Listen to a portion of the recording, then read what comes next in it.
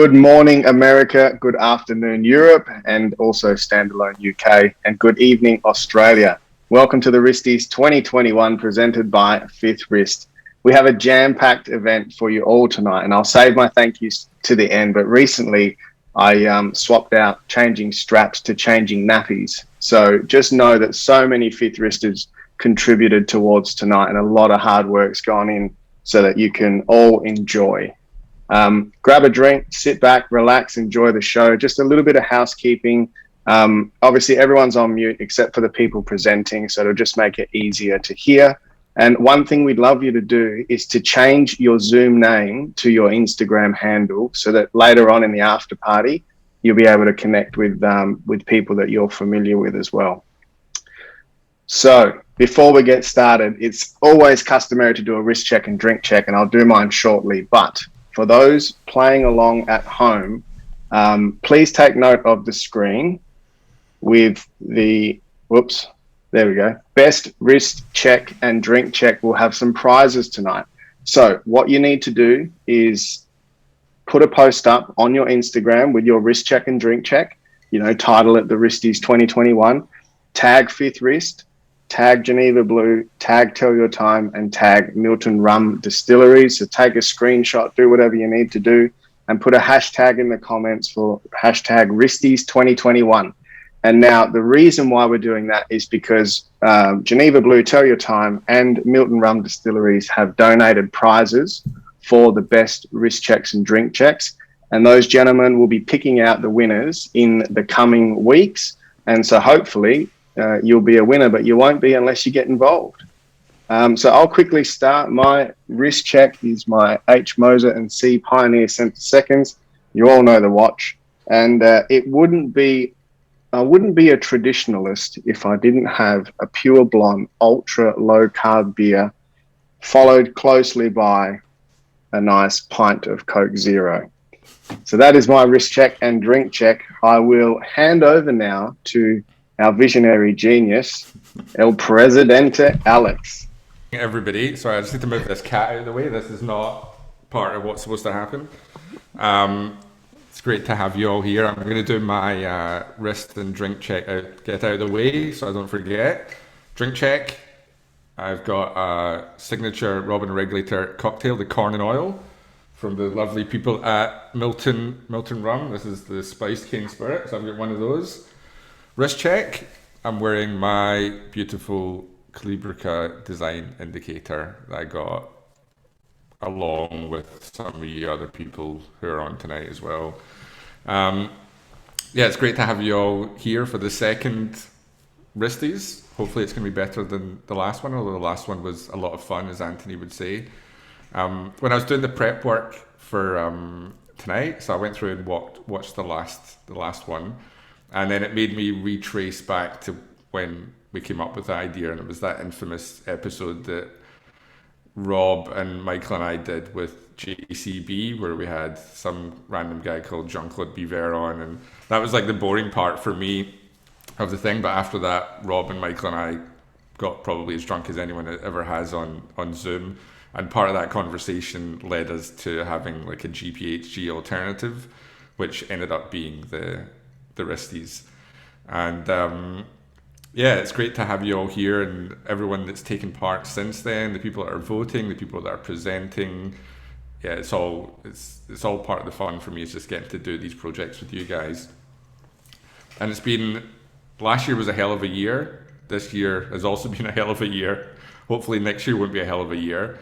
There's been some tremendous things that have happened in the world of horology. Like we had the Black Panther watch, which I'm sure is everyone's highlight, probably just forever when it comes to horology.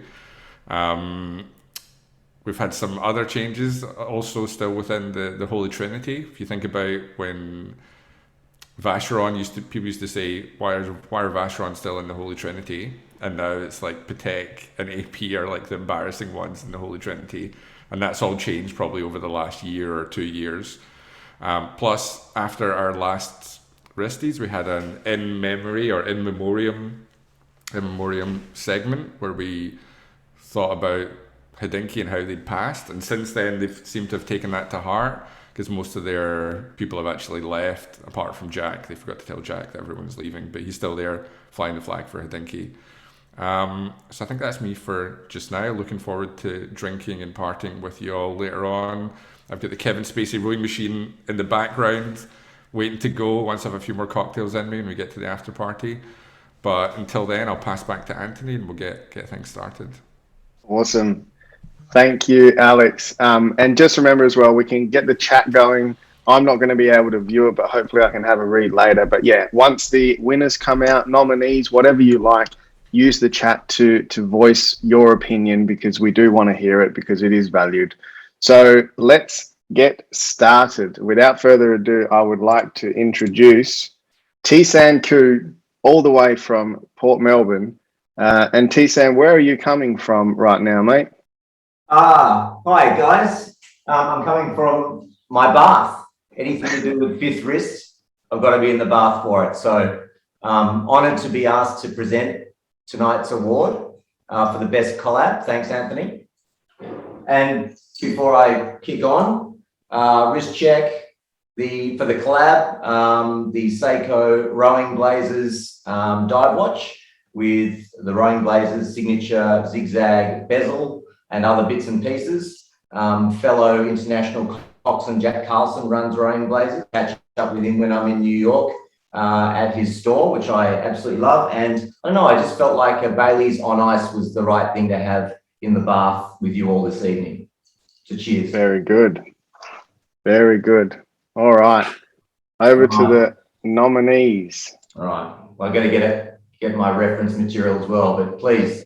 The first nominee for Best Collab 2021 is the Octo Tadao Ando, but I just like calling it the Ando, which I think was pretty fitting. So first I thought Bulgari had done a collab with an Australian comedian / artist that's known as Ando here. And then I thought, no, of course, if it's going to be a collab, it'll be with one of Australia's premier Instagrammers, Anthony Doe. So I believe that's how this actually came about in the first place. But as you can see, a beautiful black Octo. I love the Octo, by the way, and has a beautiful blue dial with that great design etched on the dial as well, and a little slither of the new moon there, which represents Beth. So I don't know. I like it. I love the Octo, but black and blue will never do. Always rings in my mind. But that's tonight's first nominee,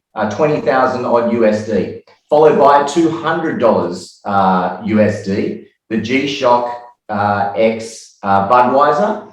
I assume Budweiser's like our version of Foster's. I'm not sure if any Americans actually drink it. Maybe they do.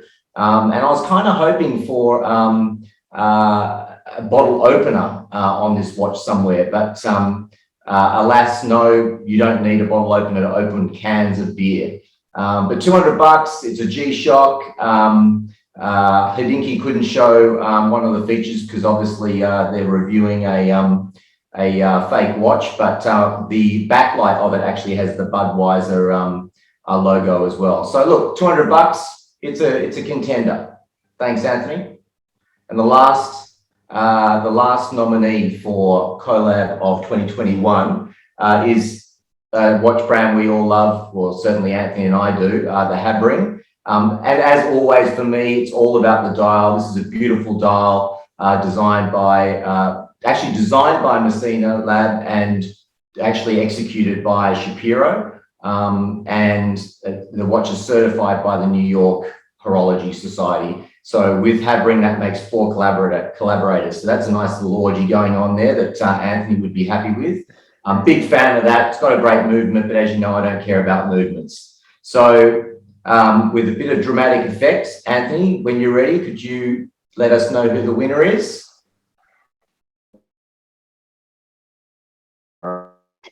Bated breath.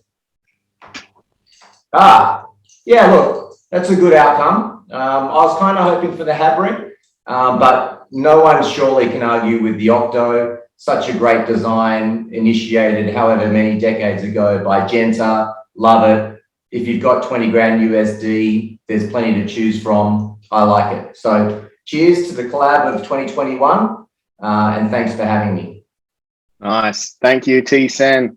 And I suppose it's probably time to remember that this is all voted for, the nominees and the winners, by the community. So it's had no money paid, nothing like that. So yeah, interesting. I would have liked to have seen the Habring win there, but the Octo is a cool watch. Okay, next we have the best dress, and it's going to be presented by someone who's arguably best dressed, but we do have someone else who's pretty sharp tonight too. So I don't know, Wolfgang, you're going to have a bit of competition, but over to you, Wolfgang, for opportunity to present at the second world famous Wristies.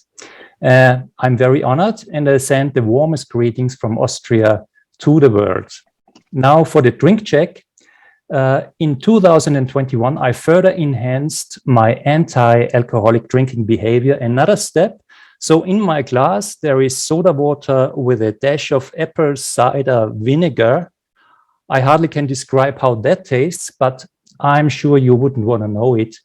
But it had a huge positive impact on my physical state and appearance, and also my joystick became more enduring, much to the pleasure of my wife. So it has its advantages. Well, now let's proceed to the arguably real winner of the collab, but on my wrist, a Habring Felix, the basic model from Habring, a perfect dress watch, and so very appropriate for this presentation. Let's go to the first nominee, Anthony, and we see here the Bulgari Octofinissimo Perpetual Calendar. Now, this is a world record holder. It holds the world record for the thinnest perpetual calendar movement with just 2.75 millimeters in height, sitting in a case which also has only 5.8 millimeters in height. I think that's incredible. Wonderful watch. The case and bracelet are in titanium. There's also a limited edition in platinum. I think a fantastic watch, very unique. I like the adventurous and edgy case design of all Octofinissimos, but I dare to question if this really is a dress watch. Probably not, in my humble opinion. I could imagine that being an appropriate dress watch for, you know, these stormtroopers from Star Wars after doing their malevolent deeds, for exterminating some planets and afterwards celebrating and going to the ball. For that occasion, this would be a perfect dress watch. For me, it feels more like an overall sports watch. It affects me like a Lamborghini on the wrist. Fantastic watch, but probably not a good dress watch. So the second contender now is the Fierce Archival 1930. And this watch for me is really the essence of a rectangular dress watch. It was originally made in 1930, as you might guess. And this modern version, they just tweaked a little bit on the measurements, but they strictly adhered to the original design and to the proportion. It's powered, interestingly, by a new old stock ETA movement from 1960, and the measurements are for a dress watch really good, like 22 by 40 by 8.5 in height. There is a second model of that with a small second. I even like a little bit more, but both of them are such clean dials with interesting details. I love this golden edge. I love the numerals and the minute track, that Art Deco vibes. I think that's a wonderful dress watch. So the third one, we have the Grand Seiko Omiwatari, or also called the SGBY 007. So now look, guys, this is a absolutely nice watch, very, very good looking. And like so many Grand Seikos, they tell us a mystic story on the dial, a mystic story from Japan. We can see here ridges and crates on the surface from the icy Lake Suwa. And in Japanese, they call it Omiwatari, which means God's footsteps. It's powered by a spring drive movement. This time, thankfully, they moved the power indicator on the backside. I liked it. I like this very much. So it makes a much more clearer dial. The measurements are perfect, almost perfect, I would say, 38.5 by 10.2 millimeters in height.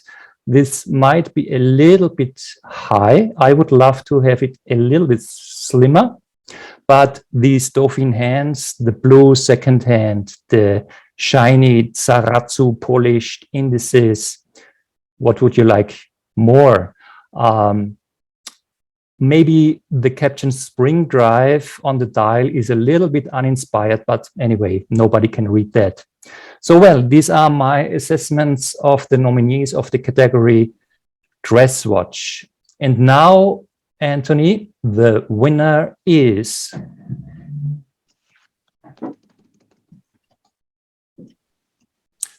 Well, okay, I was really betting for the fears, but I can live very much with the result. The Omiwatari is the winner of the dress watch. Perfect, wonderful watch, wonderful watch. Everybody who owns it can be glad and proud. Thank you. Well done, Wolfgang. Thank you so much. Kind of agree with you with the Octo.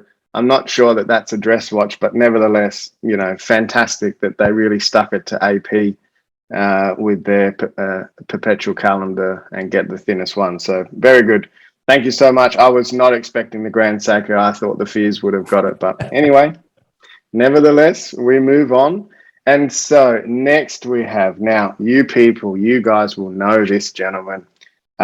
He's one of our wonderful hosts on Fifth Wrist Radio, but to present the worst collaboration of 2021, I'll hand the mic over to none other than Charith, sir. Hey guys, it's Charith here. Very excited to be presenting a Wristies tonight. So first and foremost, let's do a drink check, wrist check. Drink check, I am drinking a Boilermaker of Kilkerran, a beautiful whiskey from the Campbelltown region in Scotland, and Wakachangi, got to get it in. So yeah, lovely, quite nice, if you will. So as many of you would know, some of you would know, I'm a bit of an award show enthusiast, so I'm very excited about this, and I'm honored to present what many would agree is the most prestigious award on the circuit. Yes, we are talking about the worst collab of 2021. It's the big one. Get excited. I'm pumped.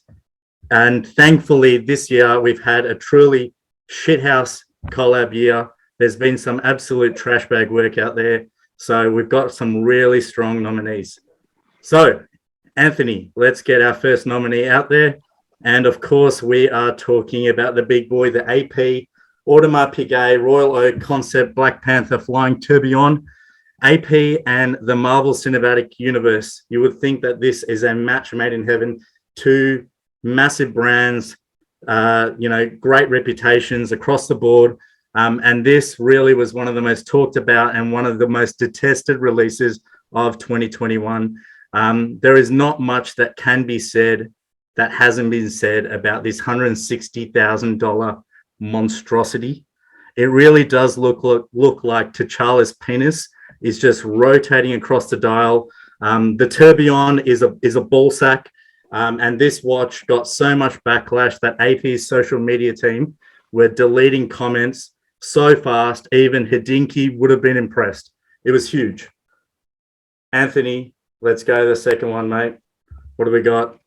The Jacob & Co. Fast and Furious twin turbo, twin triple axis tourbillon. It's a real watch. This is not a joke. This is $580,000. It's a limited edition by Jacob & Co. that was made to celebrate the 20-year anniversary of the Fast and Furious franchise. And then, you know what? Some people love the Fast and Furious franchise. It's a guilty pleasure of mine. It came alongside Fast 9, which came out this year as well. Not so good. And just like this watch, it just goes over the top. This watch has everything. There's a girl holding flags. There's a charger. There's a Totus Supra in it. There's like logos. There's like 3 logos. I don't know how many logos there are. There's a fuel gauge indicator that is apparently, I don't know why there's a fuel gauge indicator, but there is. There's a pit board. There's a whole bunch of crap in this watch. Jacob & Co.'s motto is inspired by the impossible. Whoever this Mr. Impossible is, let's stop him. He is a fucking idiot. Let's go to the next one. Sorry for the swears. I'm just passionate about this one. All right. Ming and Messina. Now, this is a good looking watch. Ming's stylistic flair coupled with that honeycomb goodness. It was pretty hot, right? It was sold out. Happy days. Uh-oh. Hand alignment issues. Social media. The hour hands were lagging. Social media came rumbling, and then the good people at Ming, who are no doubt enjoying a few wakachengies, decided to respond to the criticism and get defensive, and it didn't look good. What do we got next, Anthony? It's the last one. It's the Tag Heuer Connected Super Mario Limited Edition. I love Mario. I think everyone loves Mario. It's me, Mario. Mario's great. We all love Mario. So this is essentially a tag watch, the connected watch. It's pretty common, except it's got Mario all over it. So, it'd probably get tired pretty quickly. I'm assuming that this is a watch mainly made for virgins and is probably made by virgins. So that's cool. That's all I got, Anthony. Who's the winner? Let's present who is the big winner of the worst collab of 2021. Wow. I think that's a massive upset. That's a massive upset because it's I don't know, it's kind of a nothing watch. It's a big upset because I think everyone maybe everyone's a little bit over the AP bashing. So I certainly would have had the AP, would have thought the AP would get this, and maybe the Jacob & Co. because it's Jacob & Co. But maybe everyone's just expecting that. So I think that's a big shock. It's a big surprise, and who knows? Like, maybe I think I'm going to get one of these watches now. That's it for me. Hey, at least it's an award winner, right? Yeah, that's it. But I will say one thing that I wanted to add in. When we chatted to William Messena, he was talking about the AP watch, saying that it really wasn't a collaboration. Remember, this is voted by the community, so we can't change anything. But he was saying that Marvel really had nothing to do with it, and AP just did it all themselves, where there's a collaboration, is 2 parties coming together. So really interesting, but again, community voted, so that's the way it goes. There you go. Righto, what do we move on to next? We have our resident teeth puller. Benoit, over to you for, so at Petite Seconds, if you want to go follow him, Best Dive Watch 2021. Hey guys, I'm honored to present this award. I'd just like to first of all thank everyone who's been participating in the Fifth Wrist project, be it write a review, even just read them. It's great to have all the people behind this. And yes, Snow is not with me because I'm at work. I just finished with a patient and I'm logging into the Wristies. But Snow is doing very well. Maybe she'll be there next year. We'll see. So drink check, local craft beer, and wrist check. I actually discovered that I owned a lot of the models that were selected this year.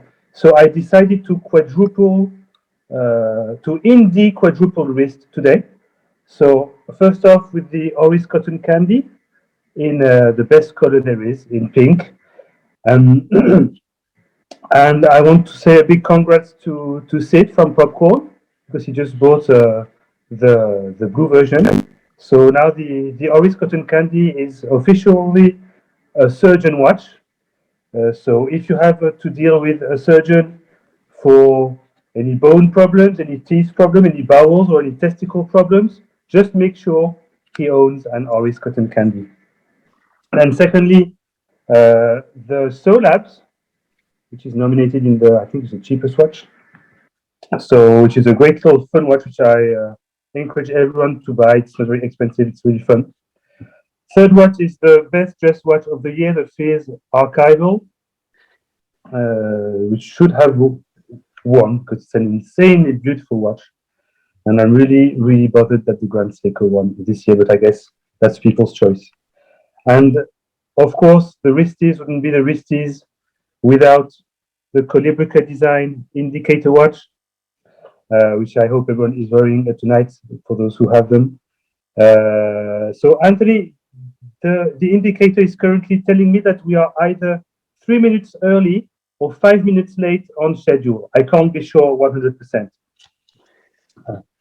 So let's move on to Best Dive Watch of 2021. The nominees are the Oris Aquis Date Upcycle. Now, I'm not a fan of the Aquis line in general because the design doesn't speak really to me personally, but I can understand why people like them.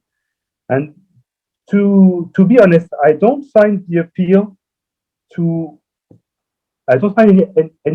to having a watch with a dial that resembles the vomit of last night's minestrone.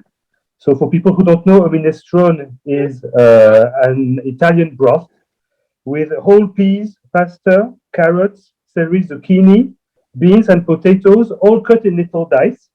Now you can picture what that might look like when it comes back out from the wrong end of the digestive tube. So that's the Oris Aquis Upcycle. Next up, we have nominated, of course, the Oris Cotton Candy. I was actually pretty surprised to find that this one made the nominees because it was kind of a talked about release, but didn't make that many waves. However, it's a really, really cool watch. I can't say many bad things about it. It's slim, it's funky, it tapers down nicely. It gives you a green wrist like Hulk. And basically, Oris did an awesome job on this watch. Maybe just cut the date out. Might have been a little bit better. And third nominee is the Tudor Black Bay 58 Silver. Now, everyone knows the Tudor Black Bay 58. Everyone's probably tried one on. This one's really nice with a kind of a taupe dial. And every person who's tried this one says it's a great watch. So I'll believe them. I've never seen one. I just think it's a shame that it doesn't come with a bracelet. I mean, Oris came out with a full bronze bracelet that leaves you a green arm. I'm pretty sure that Tudor could have made a nice, very heavy silver bracelet. That would have been cool.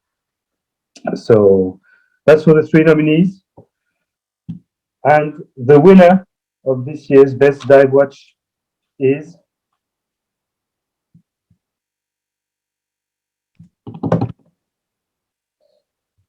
well, it's as bland a result as I can imagine. But I guess it's been a huge success. I think the Black Bay 58 won last year too, if I'm correct. So yeah, I think so. Well, yeah, so they did it again. I think we should ban Tudor from next year's Wristies for the diver because they'll probably come out with the green Black Bay 58. But I just wanted to mention two other watches that could have been in the nominees. There's the Tudor Pelagos, the latest edition with the NATO, which I think could have deserved maybe a better place than this one.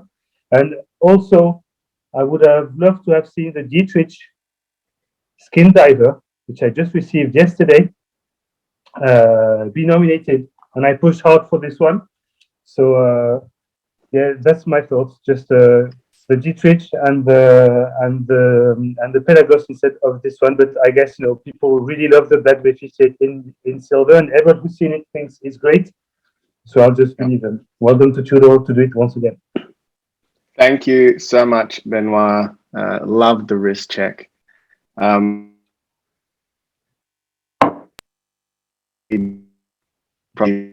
GPHG, it's as honest as possible. That's what we're about here at Fifth Wrist. All right, thank you, Benoit. Over to none other than Klausy Boy. Klausy Boy from Tapia_FFM is going to give us the nominees for Best Affordable Watch 2021. Over to you, Klaus. Thanks, Anthony. Before we start with the nominees for the Best Affordable Watch, 2021, you know, we all have to survive. I'll be back after a short advertisement break. Call me now. 0900 Dugena. Hello again. So what am I wearing today? It's probably easy to guess. I'm wearing my Dugena watch, which my father bought in a cheap department store, a cheap watch in the cheap 70s. But actually a very nice watch. I'm quite convinced that this design would be successful today as well, but Dugena isn't doing very well. In my glass, today I'm drinking this kids champagne here without alcohol, without added sugar.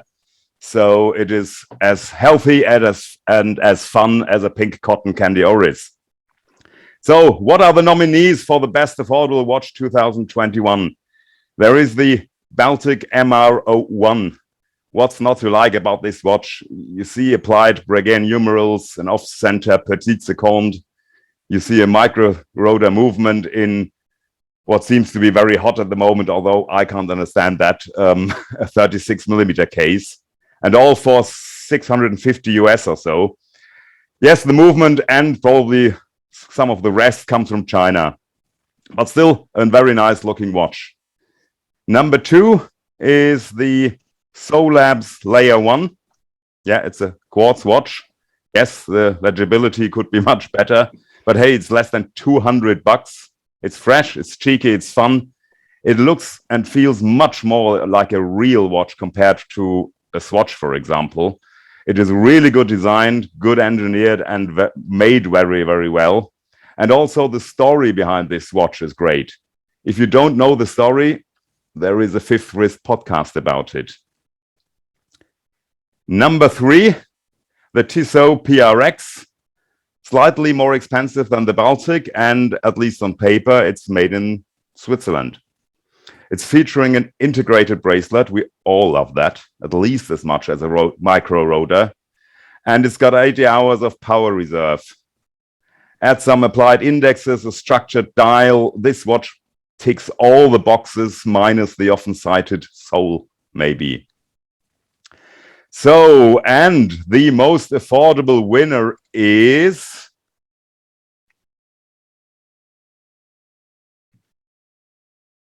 the Baltic. I have guessed so, actually.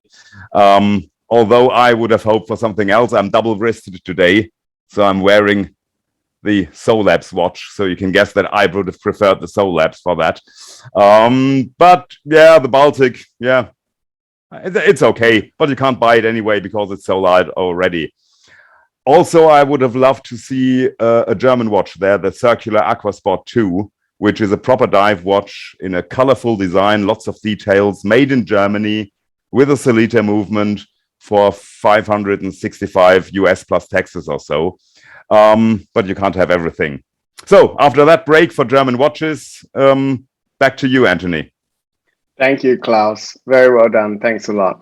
Yeah, I think the Baltic been a bit of a mover and shaker in the last couple of months. So I think I like the stuff they're doing. I think they're doing a good job, and great prices too. All right. One of the moments you've all been waiting for. We're going to hand over to Jarrett, who's at the Humble Horologists, for the pointless product of 2021. Let's see how we go. Hi guys, I'm very excited to be presenting for the first time, so I'll be introducing the pointless product of the year. But first off, I'm wearing a piece that is on loan from Roman. That is the first piece in the Origin series by friend of the show, James Lamb. This is the water model with the most beautiful enamel dial, and I'm drinking a glass also of Starward double grain Australian whiskey, which is from a distillery right here in Melbourne. It's quite a nice drop. So, all right, over to the pointless products. So it's going to be hard to top the previous pointless products of 2020. That was the, the Hodinkee travel clock and the Christian Hagen lock. They were the previous notorious nominees, and they both reached like legendary levels of pointlessness and have been memed to death. But anyway, let's see what we have this year. So our first nominee is the Noyo protective film. So I hadn't heard of it before this until now, but It's basically, I guess it's like a phone screen protector, but for your watch case and bracelet. So it costs, I think it costs about 40 euros. Looks like they come in different models with many different stickers that you stick, for each part of the watch. It looks like the clasp, the case, other parts of the watch. I can imagine this would be impossible to get on without those little bubbles that you get, like when you apply your screen protector. Imagine that, but all over the watch. So I guess this would be, pretty pointless to everyone except the people like, those flippers or people who are just worried about their investments. So that's the first nominee. Second nominee is the winner of the worst collab, the Super Mario Tag Heuer connected watch. So I wasn't expecting this one to win the worst collab either. And to be honest, I've never handled or seen one of these in person, but basically it's a 45mm smartwatch by Tag that costs $2,150 US. The main reason I think this has been nominated is, I guess most people who want a smartwatch, wouldn't they just go for an Apple Watch or a Garmin instead of paying, $2,150 US for this? Also, they just seem to have, slapped some Super Mario animations on top of their user interface, which, I guess could be kind of fun, but, and I'm nothing against like Mario, but still it's just way too expensive for me. It was, by the way, a limited edition of 2,000, and I read 2,000 pieces, and I read in an article on Blog to Watch that it actually sold out, so that blows my mind. Although I think it could be, some fudging of the numbers there. So anyway, on to the winner. The winner is the Noyo protective film. Okay, I think that's a pretty deserving winner. The stickers would have been my pick as well. As everyone says, watches are meant to be worn, and I guess scratches add character. This looks like, and this just looks like the most tedious thing to put on your watch. And if your watch is covered in plastic, I guess it's pretty boring and pretty lame as well, right? So absolutely. That's it from me. Thanks. Over to you, Anthony. Thanks, Jarrett. Interesting. Like really, I wonder how many people are going to put these on the Rolexes and then say that the factory stickers are still intact and it can be sold for a stupid amount of money. Anyway, silly product, but there you go. All right, next off we have Ed, who so southslope.nyc on Instagram. Ed is going to take us through the best chrono for 2021. Over to you, Ed. Thanks, Anthony. First, I'll do a drink check. So this morning I'm drinking New York City's finest tap water, filtered by a limited edition Brita water filter. The kids are about to wake up, so I can't really reek of alcohol on a Saturday morning again. On my wrist, I'm wearing a Speedmaster 3539.50 reduced, and that is in honor of this category, which I'll be presenting. So Anthony, why don't we start with the first one, which is an Omega Speedmaster Professional. So what can I say about this? It's a watch that's been to the moon, assuming you buy into that moon landing thing. Just kidding.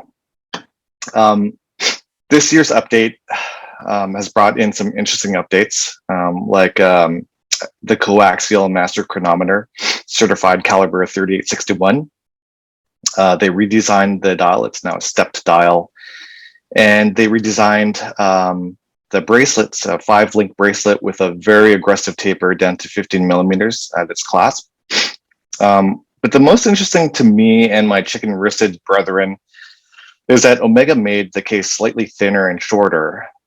So as some of you might know, one of the reasons I currently sport this Speedy Reduced is because the previous iteration of the Pro looked just like far too big for my wrist. So I did try on this new Speedy Pro over at the boutique a couple of times, and I could report to you that it will work on a 6 3/4-inch wrist. So that's good news for this chicken-wristed Speedy fans out there. So let's move on to the next one, which is Vacheron Constantin Overseas Everest Chronograph. Okay, so this watch is based on Corey Richards' prototype Overseas Dual Time that Vacheron Constantin gave him to wear at the top of Everest in 2019. But what I kind of find weird is that he failed to make it to the top, didn't he? So you got to wonder whether Vacheron was maybe a little bit pissed at him at the time, because a watch that's summited Everest sounds a lot cooler than a watch that was just worn in a failed attempt. Anyway, despite that, it became a very popular watch, probably because it just looks really good. So probably didn't need a story. I should note the original model was a dual time, not a chronograph. But the chrono still definitely follows the original aesthetic with its titanium case, blue textured dial, its bright orange accents. The retail on this is 37,000, but imagine how much it would have cost if it actually made it to the top of Everest. So let's move on to the next one, which is the Vacheron Constantin Traditional Split Seconds Chrono Ultra Thin Collection Excellence Platine. This is a watch that should win, if nothing else, the award for longest name. It has a retropant complication. Am I saying that right? Benoit, you're gonna have to educate me later on. Retropant. I think Americans would say like retropant or whatever. But basically, it's a chronograph with 2 seconds hands that run together, so on top of one another, until you push the split button, which freezes one of the hands and lets the other one split off and continue running on its own until you push the split button again to make the frozen unfreeze and catch up with the running hand. So this might be helpful if you want to accurately record like an event within an event, like a lap within a race. It features self-winding via peripheral rotor, which is smart because if you're charging 288,000 for a watch, you better give us an unobstructed view of all that finishing on that movement. Okay, and the winner, please. Yep, Vacheron Constantin Traditional Split Seconds. Yeah, I mean, this is high horology at its finest. I honestly didn't know like what would win because the nominees are just so very different price categories, different stories behind each. But I'm glad this one won because this can stand on its own for the fact that it's just like an amazing piece of watchmaking. So yeah, over to you, Anthony. Thanks, Ed. Couldn't agree more. I think it's an absolutely beautiful piece. One for Vinny out there, wherever he is. I'm sure he's enjoying that as the winner. Although I'm sure he likes the Everest too. But anyway, we shall move on. Thank you, Ed.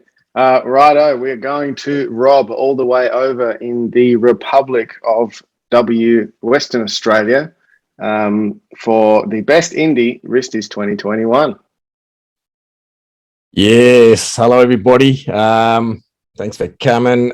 Just a quick drink check first, which is most important. The real signature Robin the Regulator cocktail, which is a dark and stormy. Halfway through it. And then I got my wrist. I got my Habring jumping second since Anthony didn't wear his. And since I'm doing the indie thing, and for Wolfgang over there in Austria. So I'm very disappointed we didn't see a guitar solo from Wolfgang, but anyway, we'll talk about that later. So for the indies, the best indies, the nominees, we've got the first one is Calibrica, the Calibrica Design Indicator, which has basically become the official, unofficial watch of the Fifth Wrist hosts. I don't actually have one, unfortunately, but it's a beautiful watch. It's made by Sergey and his guys up there in Russia, up in cold Russia at the moment, most likely, a couple hundred Ks north of Moscow. Awesome shaped watch with single hand, as you can see, based on like a gauge design. Beautiful, beautiful hands, hand finished hands, and that gauge look with using I think it's a polyglot movements, right? With Geneva stripes, manual one movement. With a single lug, however, he's always also done a double lug version. But anyway, that's the single lug one, which was also featured in the Grand Prix d'Horologerie de Genève pre-selection this year. That's the first nominee. What's on the second one? We've got the Moser Pioneer Tourbillon. Mega cool, dude. Yeah, it's I like the color. It's very similar to my favorite color, that blue, that aqua blue type color. When I saw the nominee list, I went through. I looked at the watch online. I didn't look at the tourbillon version. I looked at the normal non-tourbillon. The tourbillon for me is a little bit. It's obviously a beautiful watch at that price, whatever it is. I think it should be. It's what is it, about 20,000 Aussie, 21 maybe. Great color. They've changed those hands on this Pioneer. Got those new ones, which I don't know if it's a good thing or not. Very discreet branding on the dial. They have that Kevlar strap. Maybe it cheapens it a bit, but obviously there's an option of having steel or rubber as well. So that's the Moser, beautiful beautiful watch by a friend of the show, the Melon brothers at Moser. Third one is Ox und Junior. I'll have to get the German speaking guys to correct me on this. Junior Calendario, which looks Italian to me. Sontane by Dr. Ludwig Oeschlin. Great watch. The Ox and Junior, obviously, they have a few fans within the crew. I haven't got one. I kind of it's all the little dots and stuff sort of confuse me a little bit sometimes. But this is a fantastic watch, and obviously the movement's pretty special. Dr. Oeschlin has come up again with his really simplified. His whole idea is to simplify things as much as he can with movements and complications and calendars, perpetual calendar. It's a 100-year calendar, obviously, with indications of the leap year and also the date, obviously the second and everything else. What's the price of that is a bit more than what I thought it would be for an Oxen Junior at I think over 20,000 Aussie dollars anyway. And that's the three nominees. And the winner is, drum roll, can't see, the Calibrica Design Indicator. Come on down. From a good friend Sergey. That's a brilliant watch. I love it. I don't know what else I can say really. Hi guys. Here he is. Is he there? Yes, I am. I'm here. Put your hands together, Sergey. Thank you all, my friend. Thank you all. Brilliant. It's a surprise for me. Surprise for me too. I didn't know. We're a family. Perfect. We're a family. Of course, we're a family. What on my wrist? Yeah, go. Of course, indicator. Small and perfect? big. What I'm drink? Russian kvass. Perfect. Very good. Thank you, Sergey. Thanks for turning up, by the way. Thank you all. I think I'll hand back to Anthony. There's the other thing I would have probably liked, as I think who said that Benoit mentioned the Dietrich diver. I would have that would have been a good another good indie as well, maybe nominee, and also the L'Aventure GMT from this year. That was a great watch. But the nominees we had were great watches. Thank you for voting, and well-deserved winner. Thank you very much. Back to you, Anthony. Thanks, Rob. Thank you, Sergey. Thank you so much for coming along. I know, this for us, and we know Fifth Wrist do love a lot of independence, and we want to support independence as much as possible. But any final words from you before we continue on with the show? And congratulations again. Thank you very much. What a legend. If I could just, I don't know how to, forgot the hand waving thing. If I could just have another word, Anthony, sorry. Yeah, mate, go. As many of you will know, Sergey is doing a limited edition for me, for my customers, and a very, very limited small series. It's not the indicator. It's not that particular model, but I've had a fair bit of contact with Sergey, obviously, over the last few months. He's been a great guy to deal with, so flexible, so easy to deal with. And once again, well-deserved winner. Thank you very much. Keep an eye out for the best collab in the 2022 Wristies. Absolutely. Thank you, Rob. Thanks, Thank Rob. you. Thanks, Sergey. As we know, as I said before, independents are very close to us here at Fifth Wrist. And watches like this is a beautiful way you can support independence for, prices that will literally knock you out of the park when you start to see what you can get for what money in the independent space. It's absolutely amazing. There's some amazing watchmakers out there doing some awesome stuff. But again, Sergey, to you, this is voted by the community, so congratulations again. All right. Thank you. Thank you. You're welcome. Okay, we're going to head over to Roman now. This one is going to be slightly different, but Roman, obviously, he's the star of his own show in his own world, the Independent Thinking Show. But he has brought us some fabulous content this year in the space of independence. And so what I'm going to do is roll a video that he has prepared for us earlier. So I hope you can all hear this and enjoy. Greetings, my fellow wrist fetishists and Fifth Wrist family and crew. So good to see you and join you for these awards. Unfortunately, I can't be there in person as I've actually been kidnapped and am being held for ransom. So if you can please send a Rolex 41mm OP daffodil dial to my kidnappers, that would be great. We'll do a customary wrist check and a drink check. We'll do a drink check first. Obviously, it's only one appropriate drink for this. It's a small gin and tonic. Well, that's good. And if I run out of that, depending on how the voting goes, bottle of Milton rum in the background on standby as well. In terms of wrist checks, well, through the podcast, I've been really, really fortunate to meet and interact with some really fantastic people who've really inspired me, and I hope you've enjoyed the podcast. So do a little quick tribute to the wonderful people I've been very privileged to meet. Got a little wrist check here. Little sample of all the people I've managed to meet this year. We've got an Oxen Junior, we have an RGM, an Anordain, a Solabs, a Ming, and last but not least, an RGM and a Fears. So that's a tribute to all the wonderful makers I've been fortunate to meet. Now, obviously, I'm not Nicholas G. Hayek. I can't possibly be able to read the time on this thing. So there's obviously a Calibrica indicator on the other wrist to be able to read the time. So that's my combined wrist check for these awards. All right, well, let's crack on to the category, which is really, really exciting. And I have a lot of history with this award.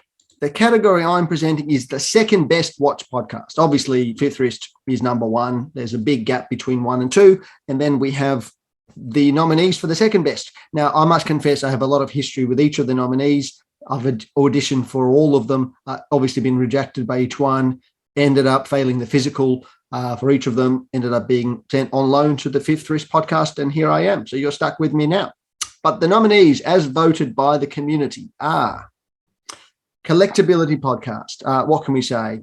Wonderful, wonderful content. If there's nothing else you take from this award ceremony, is definitely Fifth Wrist is number one. Collectability is very, very good. We were privileged to have John Reardon as a guest. And he was charming and informative and completely great. Really hope, fingers crossed, Collectability wins. That's got my vote. Scottish watches. Well, I guess what can we say to be charitable? Where the accent is thicker than the hosts. But no, it's fine. Scottish, they're good lads. I actually did started my writing about watches for the Scottish watches. I think there's still an article of mine on their website. It's good fun. Good fun. And our own El Presidente has been on the Scottish Watches as a guest. So that's fine. So we'll see how they do. One and Wound podcast. Look, it's okay. It's the vanilla of all podcasts, to be honest. That's my honest opinion. It's okay. It's kind of, it's a Billie Eilish of podcasts. Yeah, take it, leave it. Background music, help you sleep. So let's see how the voting actually went. And the winner is, drum roll, dramatic pause, take a drink. Hope you're all on the edge of your seat. And the winner is Collectability. Look, I think big claps for John and Carlos, who's a presenter there. Great podcast. Definitely it's on my list to be listened list. And I hope it is on yours as well. I think it's a worthy winner. Well done. Just to show you the voting is not rigged. Awesome to see you all. Have a great weekend. Have a great festive season. Thanks for listening. Thanks for joining us. And as we always say, stay on time. Rock on. Everyone, well, here joining us in person to receive the highly coveted 2021 Second Best Watch Podcast Award is Mr. John Reardon himself in person. Hello, John. Congratulations. Oh, thank you so much, Roman. It's so good to see you. How are things on the other side of the world? Yeah. Whatever the new normal is, we're doing that. Just 8 hours ahead of you. So. Oh my goodness. I can't thank you enough for this opportunity to accept the second best podcast award. And I think that is the best one can do in the world, is be second best behind you. So I humbly thank you for this opportunity. Oh, look, I think it's a reflection of the excellent work that you and Carlos have been doing on the podcast. And certainly it has resonated well. I know I've really enjoyed it, and I'm sure I've been telling everybody about it.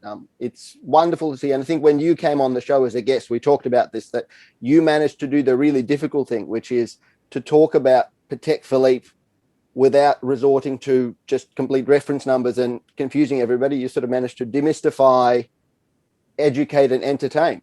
So which is fantastic. So highly recommend everyone. Collectability website, Collectability podcast. So congratulations. Thank you so much. And can I make a couple of shout outs? Please do. Oh, that's good. First, you mentioned him already. Carlos Torres, the man, the myth, the legend, our man in Portugal, the wonderkin of wonders. The accolades go on. It is so much fun to do this project with Carlos. And we're about to announce a new podcast coming out with Christian Lack, which friend of the show. Yes, which Carlos had the honor of that interview. Wow. And we're only 8 months into this. This is going to be our 10th episode. There's so many memories, and another big thank you to no one other than Tanya Edwards, my colleague and partner in collectability. And this podcast would not happen without her, with the assistance of the various studios and sound engineers, and the list goes on. And also my colleague, Elisa Catanazzi. This is like the Oscars. I get to go on for all the lists. I do have a house orchestra, so I'm going to start playing you out very soon. So that's all right. But you still got 15 most seconds. Importantly, I want to thank all of our guests. Don't forget to thank your agent. Thank your agent. It's very important. My agent. He's still waiting for his cut, but that's not going to happen anytime soon. But for all the guests that have joined us so far, and for all the guests we're lining up for 2022, it's going to be a fascinating year. Can't wait to share. And if we're lucky enough, we're going to get you as a guest, Roman, one of these days. Well, I'm not sure I'm worthy, but your agent can call my agent. We'll tee something up. That's right. Sounds good. Well, look, I think, as you said, you're a pretty new podcast, and I'm relatively sure this is your very first award, isn't it? This is my first award since 7th grade. I was a geography bee champion for identifying Australia on a map. There you go. Well, see, those things are connected. Well, yes, what I was going to say is, this is the first award, but probably, well, hopefully not the very last, but I reckon the honor of the first one will not be eclipsed, or shall I say ellipsed. Oh, that was good. Save that just for you. I'm also available for bar mitzvahs, corporate gigs, and funerals. So call me anytime. But John, been a huge honor. Wonderful to see you again. Congratulations from everyone here. Well earned. It's a great award. Thank you so much. We'll see you later. Appreciate it. Lots of love from down under. Thanks a lot. We'll see you. And now back to the hosts. All right, cool. We're gonna move on to, we have up next. Now, this gentleman is an absolute legend of a man. His name is Bob. He's going to present the best vintage reissue for 2021, aka Brownsville Watch Guy. Bob, over to you. Hey guys, good morning. I hope everybody's doing great. It's freaking hot in the gym down here wearing this damn mask. I should have double thought this, but gotta stick with the personality. So I'm presenting best vintage reissue, so I just thought it was great to wear my Anacar jet graph from the 1970s, 60s. And it's 7 a.m, so it's coffee, and I can't really drink my coffee without the straw because of the damn mask. But all right, so thank you for having me, guys, and let's start this up. So the first nominee is going to be the Bulova Milships. I don't know how the hell to pronounce it, but anyways. And also, I'm going to have to fire my assistant. I think a lot of people are doing like prices. She didn't put prices on my notes here. So Karen, you're fired. Anyway, so this comes in at 41 millimeters in stainless steel. Looks to me like it has that faux patina, which is, in my opinion, boring. I mean, just get the actual damn vintage watch that has the real patina. And apparently also has a push lock ring on the bezel, whatever the hell that means. And that thing that looks like it's tape, that's a paper strip for all the desk divers. So that's going to tell you if you're sweating too much on your keyboard and the moisture is getting into your watch. But the only cool thing I think, in my humble opinion, is in this actually, the real original thing was actually created in around 1957, prototype for all the men and women of the military service that are out there exposing their lives. Thank you for your service. But it was done for the Navy diving team, the UDTs and the EODs back then. And this is the prototype, and then went with it. All right. Next on, Anthony.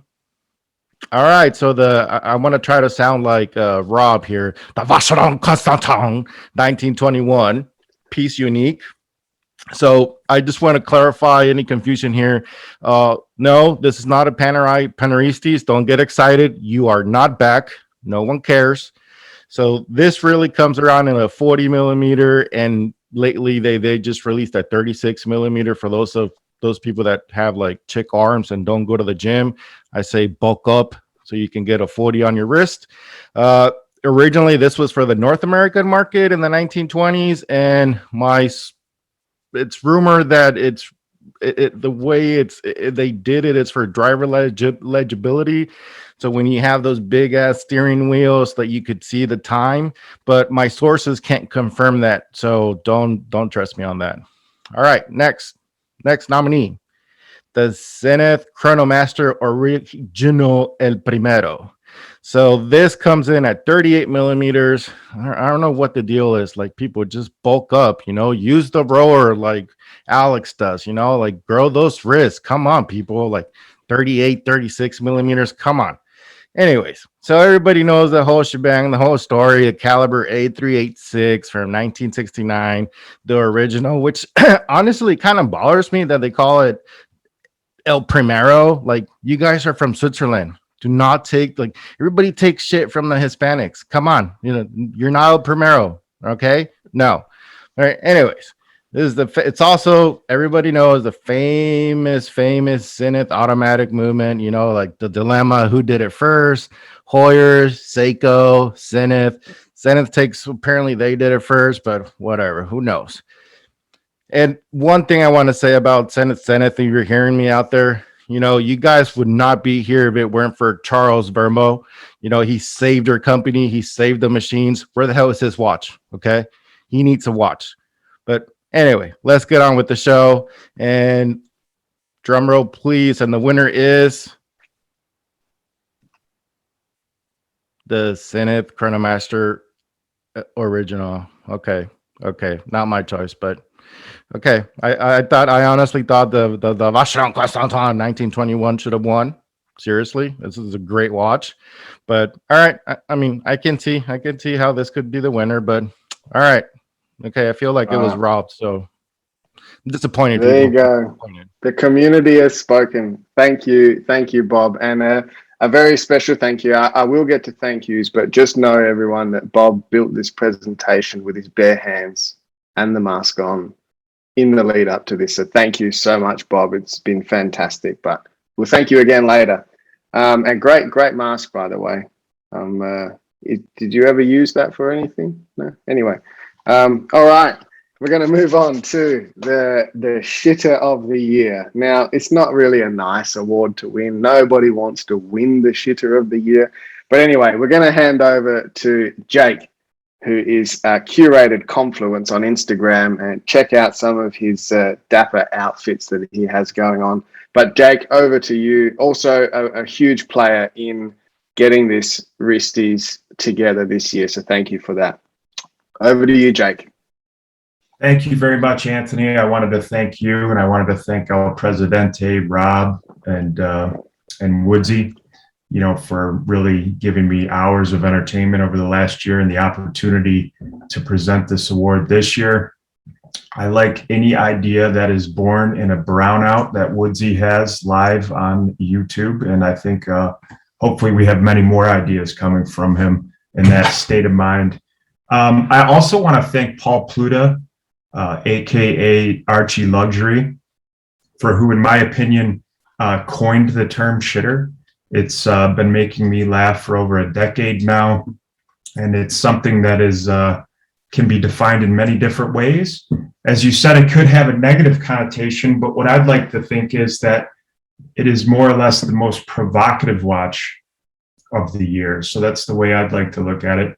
I'd also like to thank the watch fam for clearly separating the wheat from the chaff here when they got right down to brass tacks and identifying the watches that deserve to be on this list.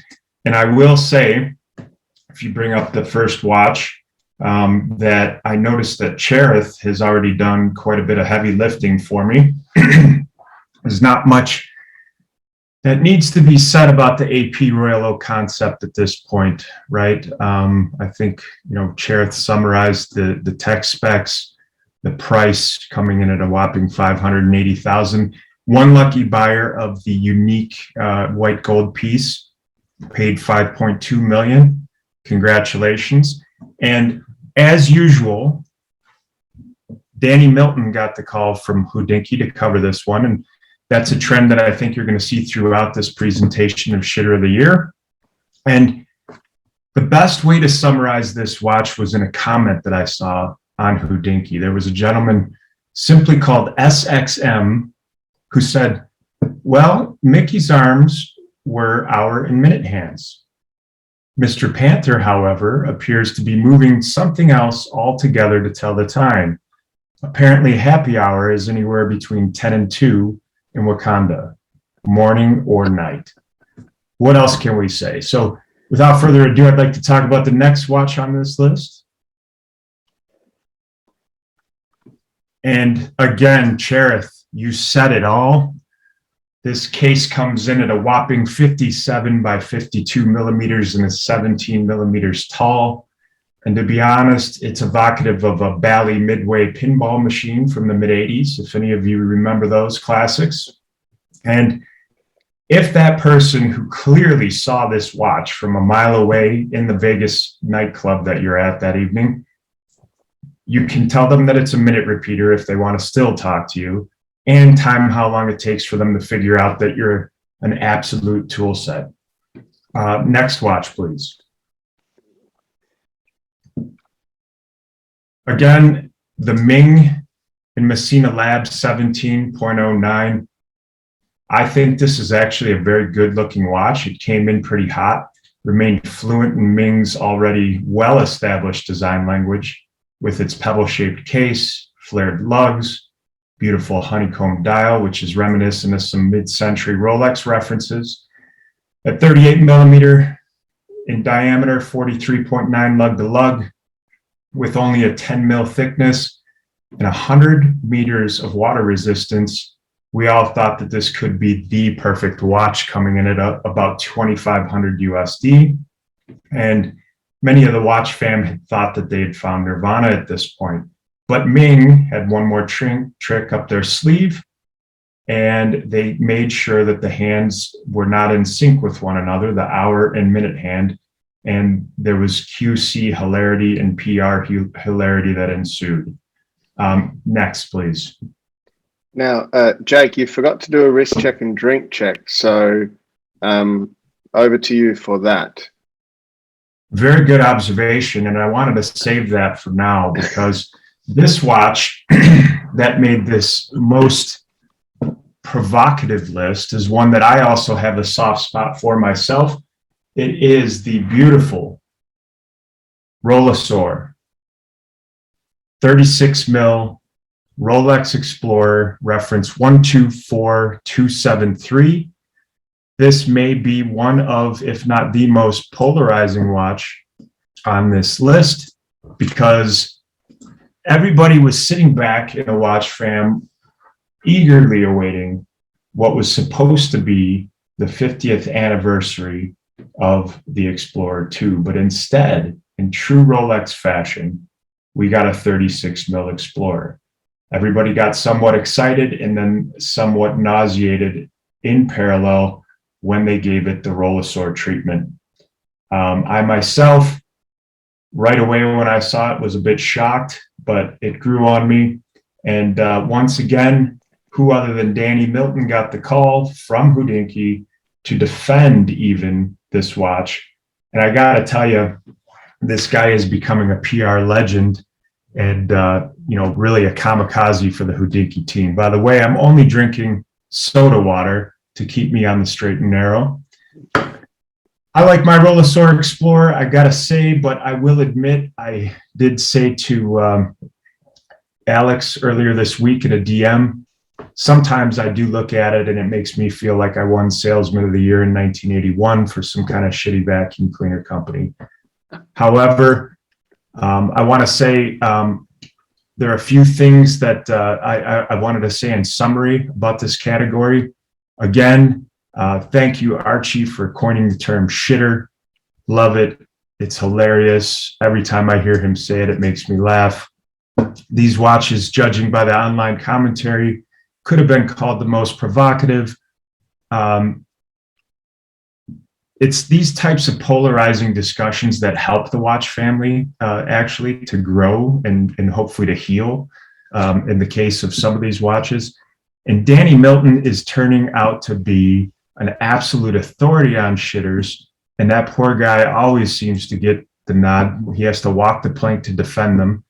And if he had been born 30 years earlier, I would imagine he'd have had a spot alongside Johnny Cochran on O.J. Simpson's infamous Dream Team. Some food for thought is if we would be honoring retroactively some shitters of decades past, watches such as the Rolex Daytona, AP Royal Oak, and the Nautilus would all have made the list. So it's just something to keep in mind. And without further ado, let's present the winner. I am absolutely not surprised. And honestly, I'm just getting a note here from Presidente that Francois Benihaimas is actually going to say a few words in accepting this prestigious award. Il y a 8 milliards d'habitants sur la planète. 8 milliards. Et quand on parle de richesse et de gens riches sur la planète, en général, on parle du 1%. 1%, c'est 80 millions. D'accord? L'industrie horlogère que je connais, donc, et là je vais citer des marques, donc en partant de, c'est du Panerai, c'est du WC, c'est du GGR, c'est du Patex, c'est du FP Journe, c'est du Audemars Piguet, c'est du Vacheron Constantin, c'est du Breguet, toutes ces marques. Je mets Rolex en dehors. Je ne fais pas un jugement de valeur, mais c'est une marque qui fait quasiment 1 million de montres. Je les mets de côté pour l'instant. D'accord? Rolex et Omega, parce qu'ils font des marques, ils font 600 000 ou 700 000 chez Omega, puis 1 million sur Rolex. Je les mets de côté. Tout le reste de l'horlogerie au-dessus de ça. L'année dernière, on n'a pas fabriqué 600 000 montres. 600 000 montres. 80 millions de clients. Il ne faut pas être dans ce 1% pour être capable de s'acheter ou une Panerai, ou une UWC, ou une GGR, ou des choses comme ça. Donc, moi, j'ai envie de regarder toujours le verre à moitié plein. Le fait de dire, non, ce qui manque aujourd'hui de cette industrie, ce n'est pas le fait qu'on n'ait pas de clients, c'est le fait qu'il nous manque un peu d'esprit créatif et d'être des livreurs d'émotions qui vont faire qu'effectivement, tout d'un coup, ça va cliquer. Plein de gens ne savent même pas encore ce que c'est que la belle horlogerie. Ils ne savent même pas ce que c'est. Donc, il y a un travail monumental à réaliser. Et moi, je fais partie des gens qui prônent que sur la durée, l'industrie horlogère suisse a de belles années devant elle. Mais il va falloir un peu sortir d'un conformisme et d'un côté un peu bien propre, bien dans les boîtes, bien comme on aime, tout précis comme ça. C'est pas comme ça que ça marche aujourd'hui. And also, yeah, massive thanks to Jag. Hopefully we're going to see him as a host on his own show on Fifth Wrist next year. Sorry to throw you under the bus there, but also thank you so much for your help getting this one there. And the two-tone Explorer is not really a shitter. It's a great watch. All right, we are a little bit over time. I do apologize. We have 2 awards left and 2 very important awards. So firstly, I'll hand over to Vaughan, who's hands.faces.cases, who's going to take us through the moment most of us have all been waiting for, but the watch of the year. Vaughan, over to you. Many thanks, Anthony. And yes, we are at the pointy end of the Wristies Awards. But firstly, tonight I've got my favourite nocturnal nectar on duty, a lemon spice GMT. And on the wrist is a K2 from the German independent watchmaker Stefan Fidoki. So check's done, and apologies in advance if it seems like I'm ploughing the field for a second time, as most of tonight's nominees for Watch of the Year have already been talked about. But regardless, let's discuss the first nomination for Watch of the Year, the MR01.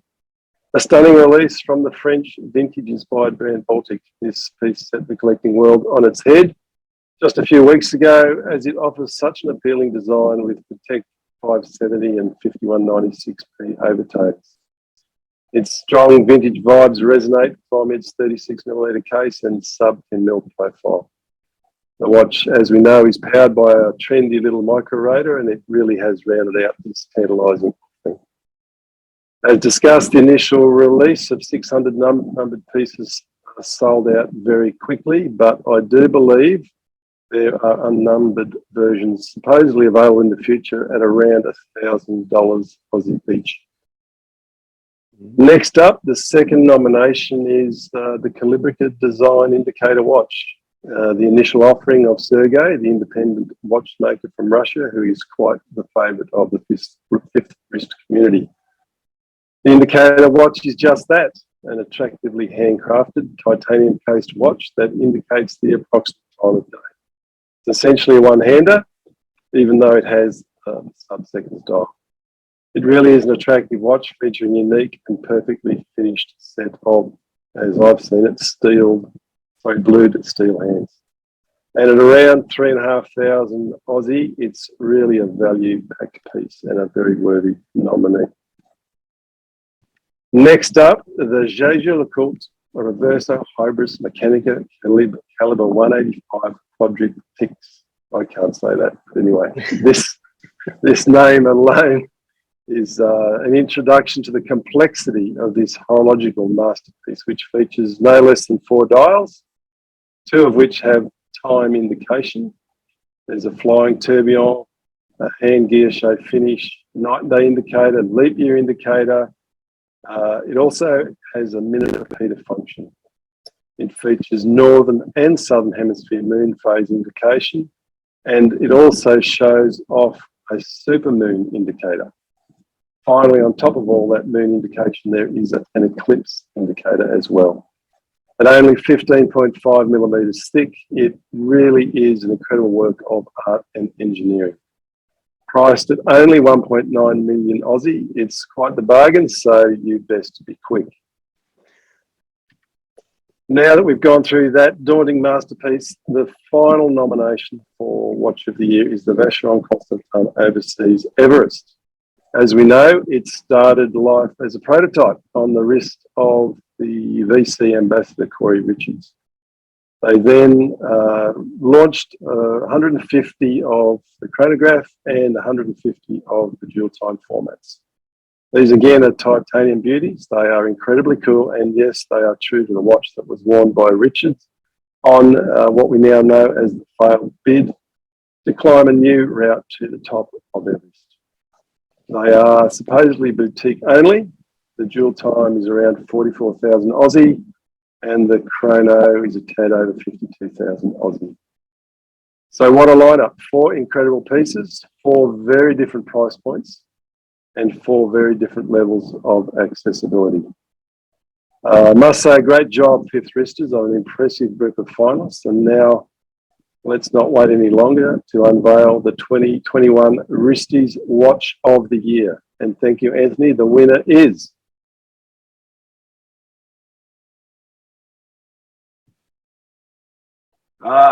wonderful. The Vacheron Constantin Overseas Everest, a very, very worthy winner. Quite obviously, Vinny and JP stacked the voting and got away with all of their efforts. So excellent watch to take away the award. And thank you, Anthony. Let me hand back to you and enjoy that. Thank you so much, Vaughan. Yeah, well, look, it's a beautiful watch, as we know. I'm not surprised this one got there in the end, but yeah, congratulations, Vacheron Constantin. I'm sure they'll be very ecstatic to receive such an honor from the Fifth Wrist community, voted from all over the world. So well done to them. Okay, last award of the night is Best Review. I'm going to hand over to Pippi or Phil, who's going to take us through it. Now, I don't have any nominees for this, so Phil, this is over to you to give us the Best Review 2021. Well, I'm going to quickly run through every single review that's been on the site in the last 12 months. So, first off, wrist check. Seiko! Got to be a Seiko for the win. Double wristing, poke over here, 7548 over here. Perfect. Colt and mechanical. And that's the real El Primero. The El Secondo's a fake. Drink check. Fifth wrist signature. Dark and stormy. Cheers, guys. And, well, we're gathered here today to witness a culmination of a year's worth of reviews on the Fifth Wrist website. And don't forget that it was a website that's set up by the benign dictator Alex, the watch regulator that started all this nonsense. His first vision was a website of really honest reviews with people that own and live with the watches that they're reviewing. People that talk about the bad things as well as about the good, about that strap that's a bit jangly, about the loom that doesn't shine very brightly, and about the pusher buttons that dig in the back of your hand. And moving away from paid reviews by journalists who are scared of losing their jobs, losing advertising, being given free watches, being given luxury gifts, and being given all expenses paid junkets to lavish locations like tropical diving trips and Maldives or Dubai Watch Week, all expenses paid. On second thoughts, what the hell was he thinking? I could be talking to you now from Hawaii if he wasn't so bloody stubborn. Instead, I'm sat here in dreary England. We're being battered by COVID like our batsmen are being battered by the Aussies. I'll tell you what, that's enough about the cricket though.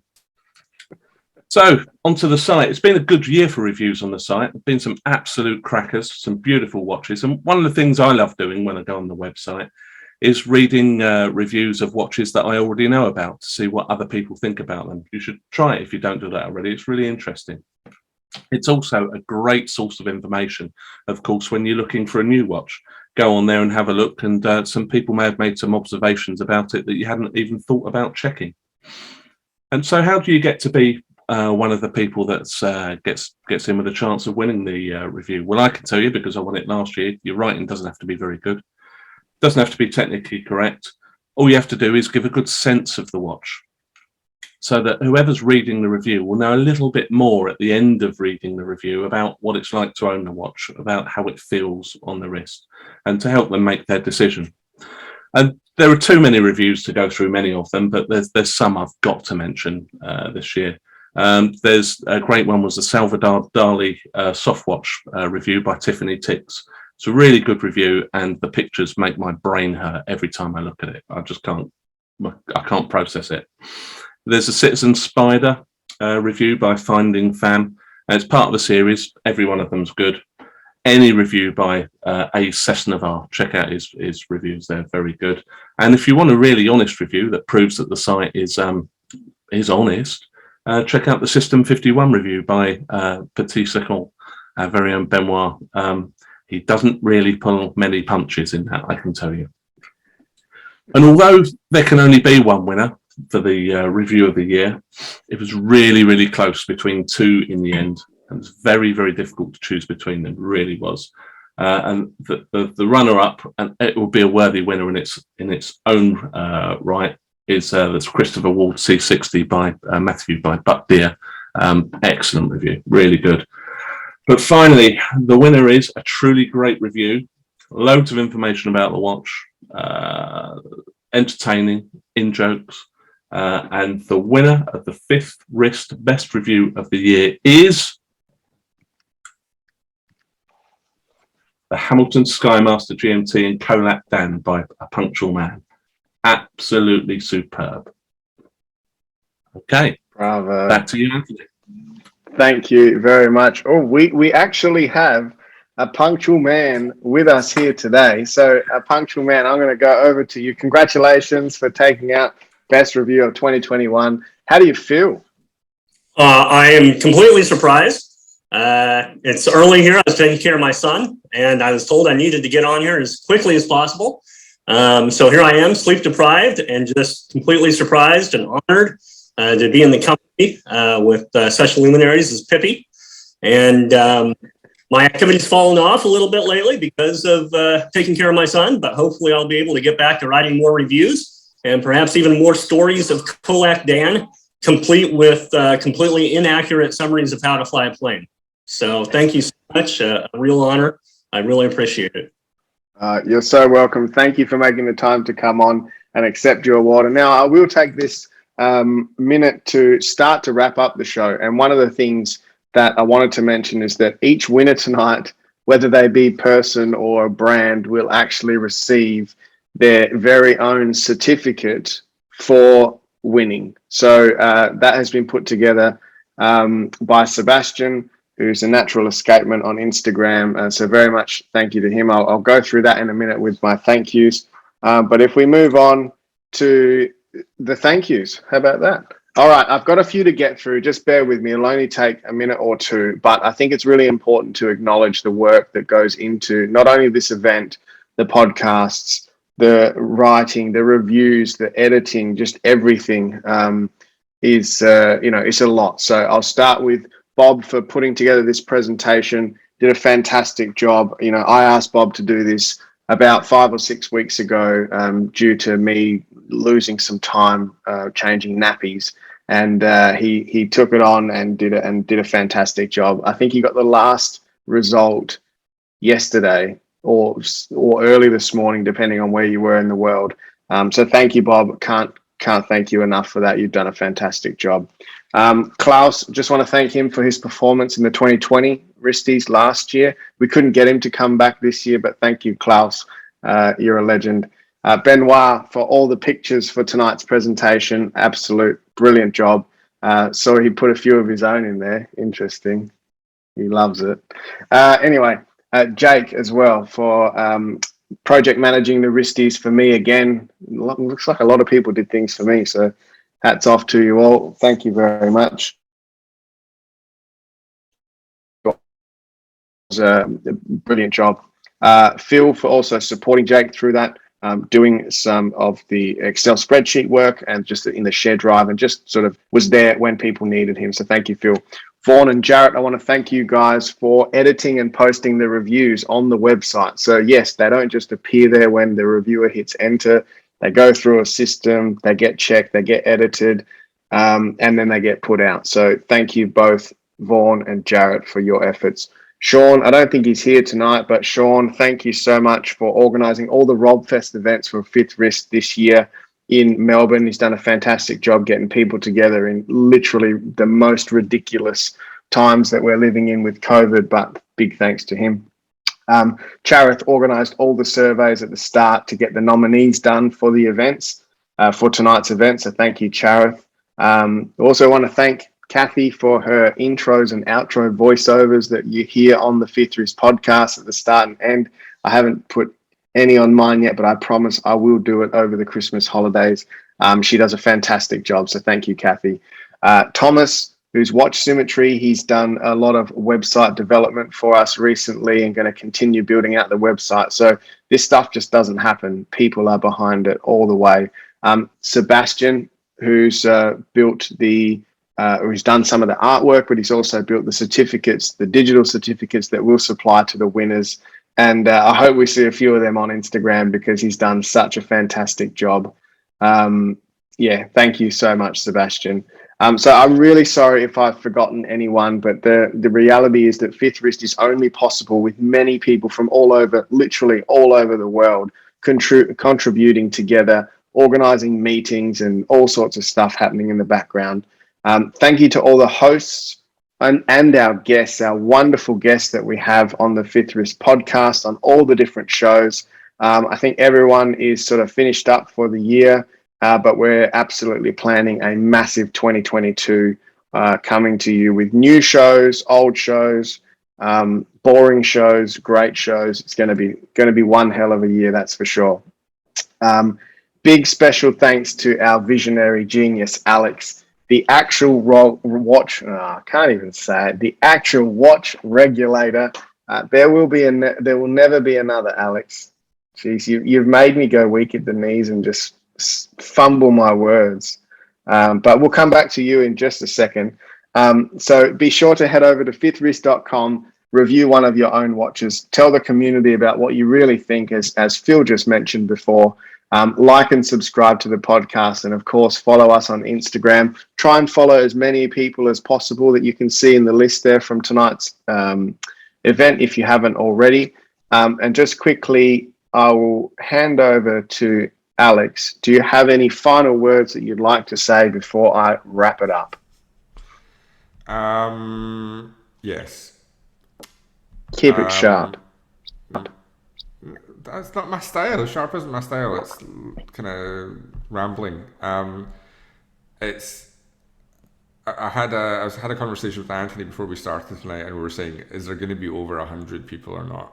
And he didn't take the bet for under 100. He should have. But the thing is, I mean, I got an add-on thing for Zoom, so we could handle up to 500 people. And you could say this is a downturn from last year when I think we had about 40 people. But actually, this is playing right into my plan of eventually it's just Rob, Michael, and I doing the Wristies each year. That's the ultimate end game. All the people that have been involved, honestly, I've had so much fun tonight. It's all people I really like and really love. In all honesty, it's all people I have like relationships with. It's all people I exchange messages with late at night and early in the morning and away to work, or my lunch break at work, in between flipping batteries on shitter Tisos. Like, I'm there, I'm messaging all you guys. Like, I have relationships with all you guys, and it's lovely to do all these stupid projects with you. Like, the fact that you actually listen to me and do all this crazy shit. I don't understand it myself really, but it's great, and I really appreciate you all. And yeah, thanks for everything. Cool. Maybe we can hear some more words from Alex later on when he brings out some tears and some more drink in the after party. But I have one more thing.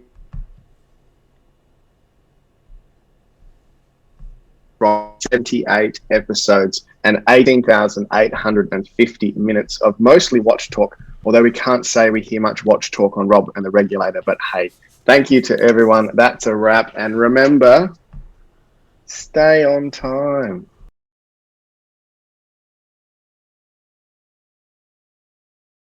Hi guys, Calibrica Design, Sergey. From deep Russian forest with love, to sunny Australia, to Raman, and another my lovely guys.